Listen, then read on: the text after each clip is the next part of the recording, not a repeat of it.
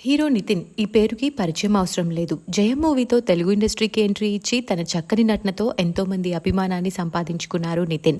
అప్పటి నుంచి back to back మూవీస్తో ప్రేక్షకుల్ని అలరిస్తున్నారు. ఈ మధ్య కెరియర్లో కాస్త వెనుకబడ్డ నితిన్ త్వరలో రాబిన్ హుడ్ మూవీతో ప్రేక్షకుల్ని అలరించేందుకు సిద్ధమవుతున్నారు. అయితే నితిన్కి మ్యారేజ్ అయిన సంగతి తెలిసిందే. 2020లో శాలిని కందుకూరిని ప్రేమించి పెళ్లి చేసుకున్నారు. ఇద్దరు చాలా చూడముచ్చటైన జంట.